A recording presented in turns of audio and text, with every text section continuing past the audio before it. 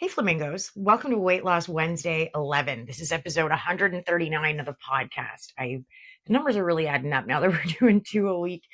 This week, we're taking on five more, I think maybe six more of your questions that you guys sent in. Please keep them coming. I can't tell you how much I enjoy getting your messages, getting your emails, and wanting to know the things that you guys want me to talk about. It really is helpful. So do please keep sending them in. Up first today is this. My question is, how do I become okay with whatever way I choose to do this? Like overnight oats would work for me. But then the minute somebody tells me that oats aren't healthy for me, I feel like I should do something else, even though just sticking with the plan would get me results. Like my brain wants to find the best way possible instead of just sticking with something long enough to find out if it works. I think you're in a position that a lot of people are finding themselves in. The part of the whole thing with diet culture is there's always the next big thing, right? There's always the new thing that's faster, the new thing that's easier, the new thing that's quicker, the new thing that's going to mean the least amount of effort on your part. There's always a shiny new penny that comes along when it comes to weight loss. And a lot of the time, like yesterday, I was watching an advertisement for shake plates where you stand on them and they're like standing on this plate for 20 minutes is the equivalent to running like 100 yards or whatever claims they were making. It's all horseshit, by the way. Um, but they still put them out. So that's another shiny new thing that's actually 100 years old. And we've just repackaged it, rebranded it, and made it Bluetooth. And now all of a sudden it's going to work when it hasn't ever worked. It is so easy to let other people's opinions, cultural opinions, it's so easy to let that influence our own thinking when it comes to how we're going to lose our weight. And it is very difficult to just shut that noise down and turn it off. I totally understand that because we are bombarded everywhere we look. Like you can't even watch TV right now without getting inundated with weight loss products, almost every single commercial break. Even now, watching the World Series with my kids a few weeks ago, there were constantly ads for GLP-1s right behind the batters. Like the advertisements are everywhere. You can't get away from weight loss opinions and weight loss information and more stuff and different things to try. It's tough. And it's not even just the things. Let's just talk about the food. Yeah, you've picked a great example, oatmeal. One week, oatmeal is the be all and the end all weight loss secret. And the next week, it's the oatmeal that's actually sabotaging your weight loss. And stop eating oatmeal if you want to lose weight because there's something in it that when it's activated with starch and who knows, there's always something else. The way that I look at this is eat whatever you want, just less of it. It really doesn't matter what you're eating. So long as you're in a calorie deficit, you can lose weight eating nothing but bacon and bubblegum. And I think I'm probably the only person in this space who connects those two things, but you could. It's a horrible idea. I've never suggested once that anyone should try to lose weight eating nothing but bacon and bubblegum, but you can. You could lose all of your weight eating nothing but oatmeal. You could eat oatmeal from sun up until sundown. And so long as you were in a calorie deficit, it really wouldn't matter. I think you'd be pretty full all the time though. Like oatmeal's really stodgy and it really sits there and it takes a while to digest. So it'd be pretty satisfying too. But I'm not suggesting that for anybody either. I never recommend single food diets. It's just not a great idea. It's not sustainable. You're going to get bored. You're going to burn out. It took me 2.5 years to lose my weight and I did very well. Some people hear that and they're very critical. Like, oh, it took you that long. Yeah, Gladys, it took me that long.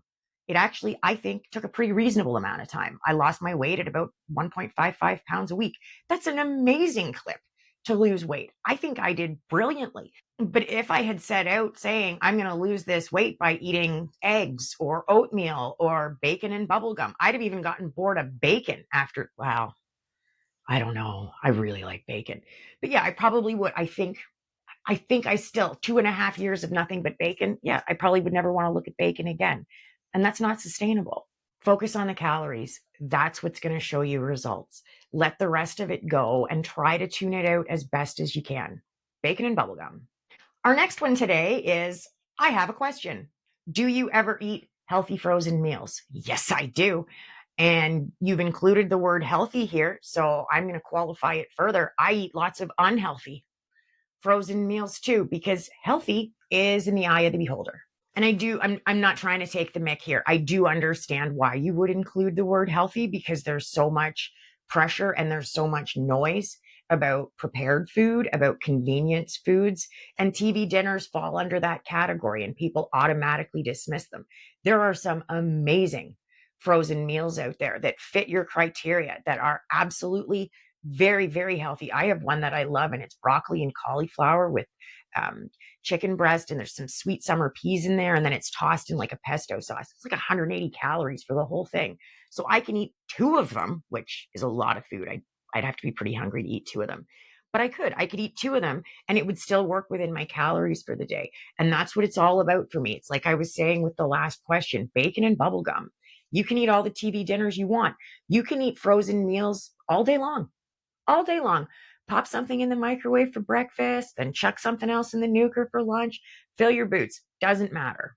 And some of those frozen dinners are exceptionally healthy. The big thing is though they're convenient. So that's one. It is super convenient to just chuck it in the microwave and go. The other thing with them is the calories are right there.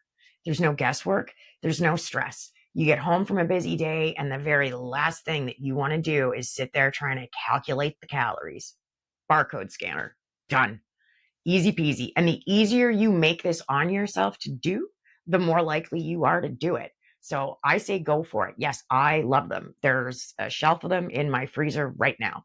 I've got a whole bunch of them that I rotate through whenever I'm looking for something, especially lunch, because I'm here on my own for lunch. The boys and Sean are at school and at work. So I'm just going to chuck one of those in and off I go. Oh, okay. Here's a single food diet question. Have I tried the 10 days egg diet? No, I definitely have not. And I love eggs. Eggs were a huge staple for me when I was losing my weight both times. They were a go-to snack, especially as like the last thing I was going to eat during the day. You guys know about my fasting window. I typically start eating at like 6 o'clock at night. And then my last meal of the day is like midnight, one, somewhere in there. But I eat the same as a normal person. It's just the timing of it. So I have a big meal and then I have another meal. And then sometimes I have another little meal and some snacks in between. I get in all of my calories. I just do it during a different period, during a different window of time than most people do their eating. And when I was losing my weight both times, eggs on toast, or the second time I lost my weight, it was eggs on hard taco shells. I just loved them. I'd snap them in half and scramble some eggs, put like a little bit of cheese and some cilantro on top. Amazing. And super low in calories, right? Because a half a taco shell is 25 calories, which is brilliant as a vehicle, as opposed to the 60 calories of bread that I would use if I was making eggs on toast, let's say. So I love eggs. I could eat eggs for every meal, but no, I've never exclusively eaten eggs. And as I was saying a couple of questions ago, I never recommend single food diets. They're not sustainable. I don't tend to make value judgments like this, but I don't think it's healthy in the sense that it's not balanced. If you're only eating one food all the time, there's no balance in your diet. And I do believe that you need to eat from all three macro groups. So depending on what food you had selected to eat there, we're going to roll on egg. Okay, so it's a protein thing and there's some fat involved. Cool, we're hitting two of the macros, but there's no carbohydrates involved. So I would automatically be out of that conversation just because I always want to be eating all three, not all at the same time, not all at every meal. But I think balance is important.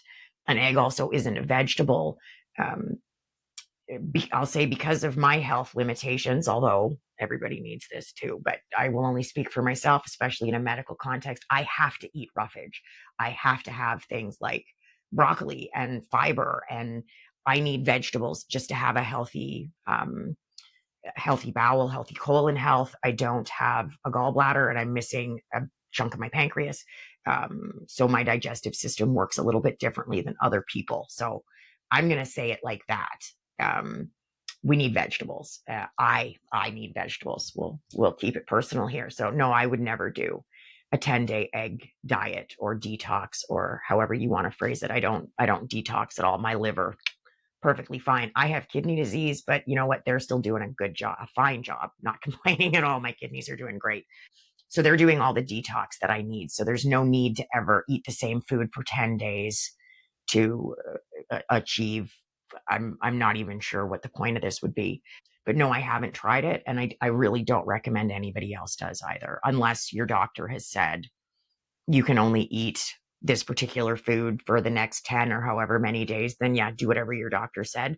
But if it's just for shits and giggles, I'm never going to eat the same food for 10 consecutive days to try and lose weight. I don't think it's not a good idea. This is a great question, and it's going to seem a bit straightforward, maybe, especially for people who've been listening for a long time. But we have to meet each other where we are, and sometimes we have to go back to the beginning. And I'm always happy to answer these types of questions. Just because I've answered something before, or you think I might have maybe answered something before, don't be afraid to send it in, because if I get to answer it twice, that means I get to give out more information, and I'll come at it from a slightly different angle. But this question was, does logging your food help you on your journey? Absolutely. Now, I'm not sure if this person was making a distinction between tracking and logging. I think we're gonna assume that they mean, when they say logging, they mean tracking like I do. So logging your food, I'm hoping this is what it looks like, is like, here's what I ate, here's how many calories are in it. That is absolutely helpful on your journey. And it's helpful for a couple of reasons. I like to look at things in two ways. I like to look at things in the very concrete sense and in the very abstract sense as well. Concretely, tracking your food, logging your calories, the food that you're eating, it's going to ensure that you're in a deficit. And that's the only way to lose weight. So, yes, if you want to lose weight, logging your food will be very helpful, because it's going to help you get into a calorie deficit and make sure that you're there consistently so that you can lose your weight. To my mind, tracking your calories is the only weight loss shortcut out there, because there is only one way to lose weight. I know they want us to believe that there's, 15 different ways from Tuesday to lose our weight. There isn't. There's one way. Well, okay. No, I'm lying to you. There are two ways. Way number one, amputation. You can lose weight via amputation. Don't recommend it. Way number two is to be in a calorie deficit. The only way to know that you're in a calorie deficit is to know how many calories you're taking in. And the only way to know how many calories you're taking in is to track your calories. That makes calorie tracking the only weight loss shortcut out there, because it's the straightest line, right? The shortest distance between 2 points is a straight line. Tracking your calories is the shortest distance between overweight and goal weight. Straightest line. Now, abstractly, logging your food helps because tracking is pretty confrontational. You actually have to look at the food that you're putting into your body, at the choices that you're making, and you have to reconcile yourself to that. And that can be a very difficult process for some of us. It was excruciating for me. It was heartbreaking to learn how many calories were in the food that I was eating, especially the stuff that I was just adding to food, like nonchalantly, like, oh, I'm just going to sprinkle some cheese on this. Here's some salad dressing, mayonnaise on my sandwich, whatever. I had no idea the impact that that was having on my weight, on my calories, just at all. I had no clue. So that was pretty devastating. So that awareness helped to change my relationship with food. And I couldn't do that until I knew what was actually going on with the food that I was eating. So abstractly, doing the logging, doing the tracking, confronting yourself with what you're actually doing is going to help you do the work to change your relationship with food, so that once you get the weight off, you don't end up gaining it back. Can you speak to mamas who are pregnant or nursing? Would you keep working the plan during pregnancy and after birth, or give yourself some grace? I would give myself some grace. I absolutely would. I am not going to give out medical advice to pregnant and nursing women other than to say, do exactly what your doctors and your midwives are telling you. Now is probably not the time for you to be worrying about your weight. I would be, for myself, as someone who has been pregnant 6 times, I have 3 children. I've had 6 pregnancies. I was able to nurse my first 2 boys. My third, I couldn't nurse because he was on one floor of the hospital and I was dying on another floor of the hospital, and breastfeeding was just completely, sorry, trigger. Breastfeeding was just completely off the table for me. I wouldn't worry at all about your weight. Nursing burns calories, blah, blah, blah. That's all fine. Worry about the nutrient density of your food so that you're giving your baby the best that you possibly can. That would be what I would be concerned about. I would talk to my midwives. I would talk to my doctor. I would see what their concerns are. I know when I was pregnant, I was very overweight for my first son, which was my fourth pregnancy. I was healthy weighted for my first, like I was in a normal BMI range for my first three pregnancies. My first pregnancy that resulted in a live birth with my oldest son, I was overweight for that pregnancy. And then I was obese for my next two pregnancies. In the latter two pregnancies, I was losing weight during those pregnancies because I had really, really severe morning sickness. But because I was so overweight and the babies were developing perfectly normally, they weren't overly concerned about that, but they were monitoring it. So make sure you're being monitored. Talk to your doctor, talk to your midwives, and figure out the best nutrient dense foods for the quality of your breast milk and for what you're passing on in utero as the baby's developing. But no, I would not work the plan. Sorry, I want to be super clear and very concise. No, I would not. I would not focus on dieting. I would not focus on losing weight. I wouldn't focus on cutting calories or doing anything. I would do exactly what my doctor and my midwives were telling me, which is actually that's what I did. So that's what I would advise you to do as well. This question came in because I just released another book and I actually haven't talked about it on social media or on the podcast at all, just because things have been completely crazy. It's the second book that I've released this year. I had my little wins tracker come out earlier. And then just a few weeks ago, my gratitude journal came out. So this question is, are your daily written gratitude practices separate from any other journaling that you do? Yes, they are, and they always have been. I'm a lifelong journaler. And that's just, a notebook. Hi, how's it going? I keep my own notebook. I have ever since I read The Diary of Anne Frank when I was 8. And then I have my gratitude practice, which is something that I started after I got sick. It's a daily meditative thing that I do. And that's what my gratitude journal is. It's my gratitude practice exactly, just written out on pages for you guys to fill in the blanks. And it's just 3 questions with a series of spots for you to answer. And that's how I do it. And it's always separate. I typically do that on the back sides of the pages that I write my journals on. But I like to keep them separate for a couple of reasons. I journal about, life and work and that sort of stuff. And the gratitude journal is a little bit more focused. And it's something that if I don't have the time or I don't have the bandwidth to do a journaling, I can still sit down and bang out my gratitude journal. And I always prioritize gratitude. Longtime listeners will know how I feel about gratitude and how important it is in life generally, but on a weight loss journey specifically. I think gratitude is a really key piece. And it's one of the more surprising things because you wouldn't think that gratitude and weight loss go hand in hand. But I think you'll be very surprised at how focusing on gratitude can actually have a huge impact on your overall weight loss. And if you'd like to check out the book, you can. It's on Amazon. Just search my name, Charlotte Skanes, and the word grateful in your country, and it should come up for you. And Amazon's the only place that it's available right now. Thank you so much for listening or watching this week. Please keep those questions coming. I will be back on Monday with our regularly scheduled Disrupting Obesity episode. And in the meantime, I hope you enjoy the rest of your week.